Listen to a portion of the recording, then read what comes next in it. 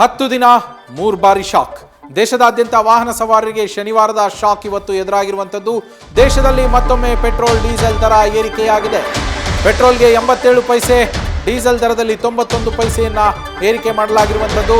ಬೆಂಗಳೂರಿನಲ್ಲಿ ಪ್ರತಿ ಲೀಟರ್ ಪೆಟ್ರೋಲ್ನ ಬೆಲೆ ಈಗ 108 ರೂಪಾಯಿ 5 ಪೈಸೆ ಇದ್ರೆ, ಡೀಸೆಲ್ ದರವು ಕೂಡ ಏರಿಕೆಯಾಗಿ ಲೀಟರ್ನ ಬೆಲೆ 95 ರೂಪಾಯಿ 4 ಪೈಸೆಗೆ ಹೆಚ್ಚಳ ಆಗಿರುವಂಥದ್ದು. ಮಿಡಲ್ ಕ್ಲಾಸ್ ಜನರು ಬದುಕನ್ನು ನಡೆಸೋದು ಇದೀಗ ಬಲು ಭಾರ ಅನ್ನುವಂತಾಗಿದೆ. ಕೇಂದ್ರದ ದರ ಏರಿಕೆಗೆ ವಾಹನ ಸವಾರರು ಆಕ್ರೋಶವನ್ನು ಕೂಡ ವ್ಯಕ್ತಪಡಿಸ್ತಾ ಇರುವಂಥದ್ದು. ಯಾಕೆ ಅಂದರೆ ಈ ಪೆಟ್ರೋಲ್ ಡೀಸೆಲ್ ಬೆಲೆ ಏರಿಕೆ ಏನಿದೆ, ಇದು ಕೇವಲ ಪೆಟ್ರೋಲ್ ಡೀಸೆಲ್ ಬೆಲೆ ಏರಿಕೆ ಮಾತ್ರ ಆಗಿ ಸುಮ್ಮನಾಗುವಂಥದ್ದಲ್ಲ. ಇದೊಂಥರ ಚೈನ್ ಲಿಂಕು. ಪೆಟ್ರೋಲ್ ಡೀಸೆಲ್ ಬೆಲೆ ಏರಿಕೆ ಆದರೆ ಟ್ರಾನ್ಸ್ಪೋರ್ಟೇಷನ್ ಏರಿಕೆ ಆಗುತ್ತೆ, ಅಗತ್ಯ ವಸ್ತುಗಳ ಖರೀದಿಗೆ ಅದರ ಬೆಲೆಗಳು ಏರಿಕೆ ಆಗುತ್ತೆ, ದಿನಸಿ ಇರ್ಬೋದು, ತರಕಾರಿ ಇರ್ಬೋದು, ಎಲ್ಲವೂ ಕೂಡ ಹೆಚ್ಚಳ ಆಗ್ತಾ ಹೋಗುತ್ತೆ. ಯಾಕೆಂದರೆ ಅದೆಲ್ಲವೂ ಕೂಡ ಟ್ರಾನ್ಸ್ಪೋರ್ಟ್ ಮೇಲೆ ಡಿಪೆಂಡ್ ಆಗಿರುತ್ತೆ. ಟ್ರಾನ್ಸ್ಪೋರ್ಟ್ ಆಗಬೇಕು ಅಂದರೆ ಅದಕ್ಕೆ ಪೆಟ್ರೋಲ್ ಡೀಸೆಲ್ನ ಅವಶ್ಯಕತೆ ಇರುತ್ತೆ, ಇಂಧನದ ಅವಶ್ಯಕತೆ ಇರುತ್ತೆ. ಈಗ ಇಂಧನದ ಬೆಲೆ ಹೆಚ್ಚಳ ಆದರೆ ಅದು ಬೇರೆ ಎಲ್ಲದಕ್ಕೂ ಕೂಡ ಅನ್ವಯ ಆಗ್ತಾ ಹೋಗುತ್ತೆ. ಅದರಿಂದ ಕಟ್ಟಕಡೆಯದಾಗಿ ಆ ಹೊರೆಯನ್ನೆಲ್ಲ ಹೊರಬೇಕಾಗಿರುವಂಥದ್ದು ಗ್ರಾಹಕ, ಅಂದರೆ ಜನಸಾಮಾನ್ಯರು. ಹಾಗಾಗಿ ಸದ್ಯ ಅದೇ ಜನಸಾಮಾನ್ಯರು ಆಕ್ರೋಶವನ್ನು ವ್ಯಕ್ತಪಡಿಸ್ತಾ ಇದ್ದಾರೆ. ಕಳೆದ 10 ದಿನಗಳಲ್ಲಿ 3 ಬಾರಿ ಏರಿಕೆ ಆಗಿರುವಂಥದ್ದು.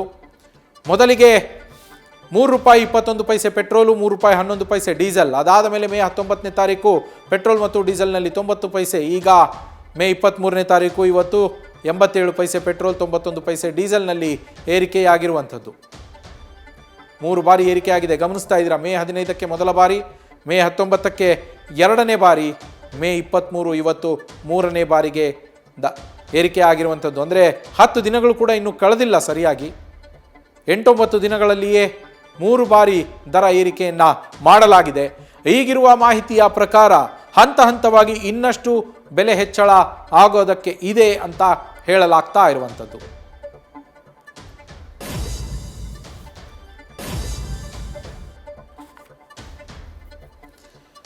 ಇವಾಗ ಬೆಂಗಳೂರಿನಲ್ಲಿ ಏರಿಕೆ ಆದ ಮೇಲೆ ಪ್ರತಿ ಲೀಟರ್ ಪೆಟ್ರೋಲ್ ಬೆಲೆ 108 ರೂಪಾಯಿಗೆ ಹೋಗಿದೆ. ಡೀಸೆಲ್ ದರ 95 ರೂಪಾಯಿ 4 ಪೈಸೆಗೆ ಹೋಗಿರುವಂಥದ್ದು. ಮೇ 15ನೇ ತಾರೀಕು 3 ರೂಪಾಯಿ 25 ಪೈಸೆ ಜಾಸ್ತಿ ಆಗುತ್ತೆ. ಆಗ 106 ರೂಪಾಯಿಗೆ ಏರಿಕೆ ಆಗಿತ್ತು. ಮೇ 19ನೇ ತಾರೀಕು ಮತ್ತೆ 90 ಪೈಸೆ ಹೆಚ್ಚಳ ಆಗಿ 107 ರೂಪಾಯಿ 12 ಪೈಸೆ ಆಗಿತ್ತು.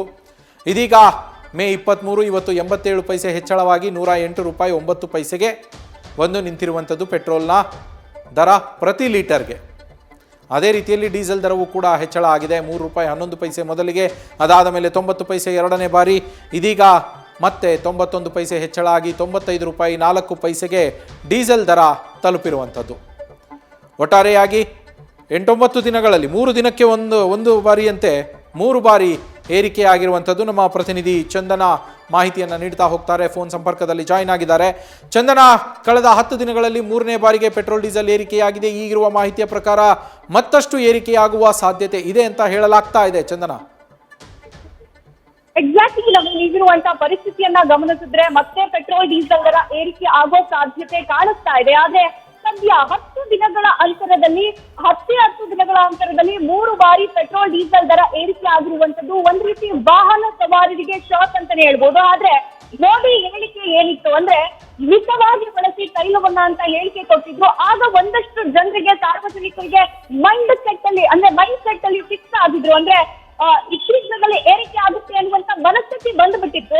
ಆದ್ರೂ ಕೂಡ ಒಂದ್ ಕಡೆ ಪದೇ ಏರಿಕೆ ಆಗೋದನ್ನ ಅವರು ನಿರೀಕ್ಷೆ ಮಾಡಿರ್ಲಿಲ್ಲ. ನೀವು ಗಮನಿಸ್ತಾ ಹೋಗ್ಬೋದು, ಪೆಟ್ರೋಲ್ ದರ ಅಂದ್ರೆ ಡೀಸೆಲ್ ದರ 95.98ಗೆ 1 ಲೀಟರ್ ಸಿಗ್ತಾ ಇದ್ರೆ, ಪೆಟ್ರೋಲ್ 108.01ಕ್ಕೆ 1 ಲೀಟರ್ ಪೆಟ್ರೋಲ್ ಸಿಗ್ತಾ ಇರುವಂತದ್ದು. ಅಂದ್ರೆ ಒಂದ್ ರೀತಿಯಲ್ಲಿ ವಾಹನ ಸವಾರರು ಮಾತನಾಡ್ಕೊಳ್ತಾ ಇರೋದನ್ನ ಗಮನಿಸಿದ್ರೆ ಒಂದ್ ರೀತಿ ಶಾಕ್ ಎದುರಾಗುವಂಥದ್ದು. ಅಂದ್ರೆ ನಾವು ನಿರೀಕ್ಷೆ ಮಾಡಿರ್ಲಿಲ್ಲ, ಪದೇ ಏರಿಕೆ ಆಗುತ್ತೆ ಅನ್ನುವಂತ ನಿರೀಕ್ಷೆ ಇಟ್ಕೊಂಡಿರ್ಲಿಲ್ಲ.